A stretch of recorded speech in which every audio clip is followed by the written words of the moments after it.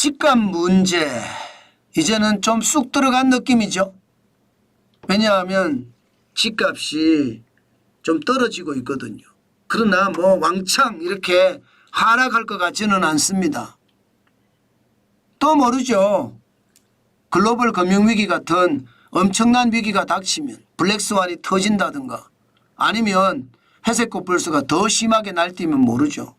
그러나 현재까지를 보면 지금 이번 주도 전국 집값이 전국 아파트값이 마이너스입니다. 0.02% 떨어졌습니다. 지난주 마이너스 0.01%에서 낙폭을 늘렸죠.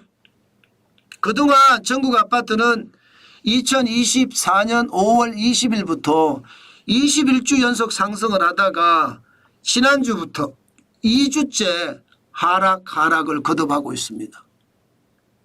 이러다 보니까 서울 집값도 지금 움직이고 있는 건 사실이에요. 서울 아파트값 보면요. 지난주에 0.06% 기록했거든요. 상승폭이 굉장히 줄었죠. 이번 주에는 0.04예요. 더 줄었습니다. 많을 때가 지난 8월 12일에 0.32%까지 올라갔던 적이 있거든요. 그때에 비하면 굉장히 많이 떨어졌습니다. 36주 상승을 계속하고 있기는 하지만 상승폭이 굉장히 줄었다는 거. 이것을 보면 곧 마이너스가 될 수도 있겠다 이런 생각을 하게 됩니다. 왜 그렇게 하게 되느냐. 아니 매물이 굉장히 많아요. 매물이 2024년 11월 28일 기준으로 보면 89,479건입니다. 11월 20일 9274건보다는 조금 줄어들긴 했어요. 그러나 연초 대비해 보면 매물이 21%가 늘어났습니다. 73,929건이 15,550건이 늘어서 89,479건이 됐다. 집을 팔고자 하는 사람들이 굉장히 많다는 이야기잖아요. 집을 팔고자 하는 사람이 많다는 것은요. 그만큼 말입니다. 시장에서는 매수자 우위 시장이 된다는 거예요.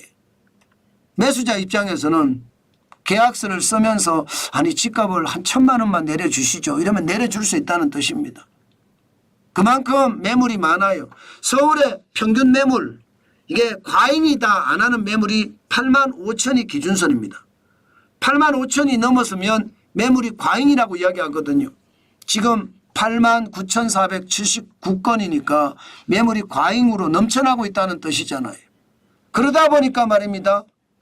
그러다 보니까 시장엔 더 떨어질 거란 예상이 계속 나오는 겁니다. 게다가 거래도 줄어들었어요. 거래도. 사는 사람이 줄어들었다는 뜻이에요. 더 떨어지기를 기다린다는 뜻이에요. 지금 2024년 7월 기준으로 9,196건으로 굉장히 많이 한번 올라갔다가 지금 9월에는 7월에 대비하면 2달 후입니다. 2달 후에는 거의 반토막이 났습니다. 아니 3분의 1 토막이 났습니다. 9,196건이 3,112건으로 줄어들었고요. 10월 달엔 좀 늘어가고 있습니다. 3,665건으로 늘어가고 있는데 4,000건을 넘어서기가 쉽지 않습니다. 4,000건. 4,000건을 넘기가 쉽지 않으면 7월 대비 반토막인 거죠. 그런데 11월은 더 줄어들고 있습니다. 지금 1,484건밖에 안 되거든요.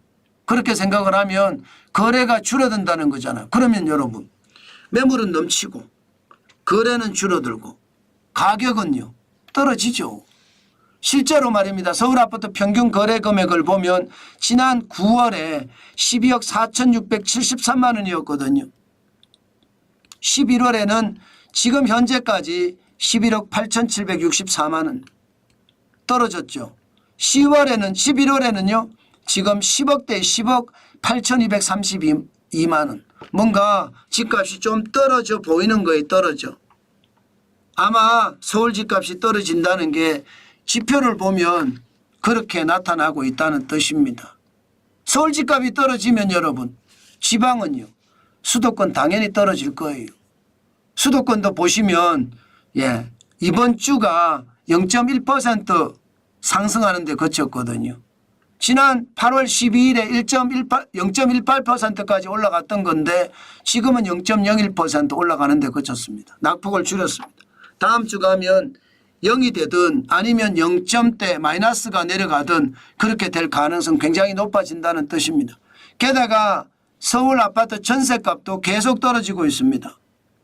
이제 임대차 4법의 4년 기간이 지났습니다. 그러다 보니까 오를 만큼 올랐다 이거예요. 오를 만큼 올랐다. 이제는 전세값이 떨어질 때도 됐다. 79주 연속 상승해 왔거든요. 이제는 떨어질 때도 됐다. 이 분위기가 시장에서는 강하게 작동이 되고 있습니다. 전체 분위기를 보면 결국 말입니다. 집값은 떨어질 가능성이 있다 이렇게 이야기합니다. 물론 한국은행이 금리를 내렸습니다. 이게 집값 상승의 요인이 될 거라고도 이야기합니다. 그러나 지금 경기가 말이 아니에요. 시중에 통화량은 넘쳐나고 있기는 하지만 경기가 말이 아니고요. 도널드 트럼프 전 대통령이 재선에 성공하면서 수출에 대한 불안감도 커져요. 예. 그래서 시장에 대한 불안감이 요즘은 더 많아진다 이렇게 이야기합니다. 어떤 이들은요. 예. 금리를 내렸고 정부가 내수를 부양하기 위해서 돈을 많이 풀기 때문에 내년 집값이 올라간다 이렇게 예상하시는 분들도 있습니다. 예. 내수를 부양하게 되면 돈을 많이 풀 거니까 올라간다 이렇게 예상하시는 분들도 있어요. 저도 말입니다. 그 부분에 대해서 아니다 이렇게 부정은 하지 않습니다. 그럴 가능성이 굉장히 높으니까. 금리 내렸죠. 또 더 내린다고 하잖아요. 그죠? 게다가 정부 입장에서는 수출이 어려우니까 내수를 부양하기 위해서 굉장히 신경을 써야 됩니다. 그렇기 때문에 집값이 떨어지는 게 한시적이다. 뭐 그렇게 이야기하는 거 저도 어느 정도 공감을 합니다. 그렇지만 폭등할 일은 없을 거예요. 폭등은 안 될 겁니다. 예, 경기가 좋으면 모르겠으나 부동산 뜯어먹고 땅 뜯어먹고 살 수는 없잖아요. 경기가 제가 봐서는 부양을 하더라도 쉽지 않아 보여요. 수출이 어렵기 때문에. 예, 그래서 여러분 시장은 지독하게 보면서 정관진 TV를 보시면서 따라 하시면 됩니다. 지금 계절적으로는요. 제가 보기엔 그래요. 예, 지금이 11월 달이잖아요. 11월 달이 예, 계절적으로 수요가 주택 수요가 좀 적은 달입니다. 12월 달도 그렇고요. 1월 달도 그럴 겁니다.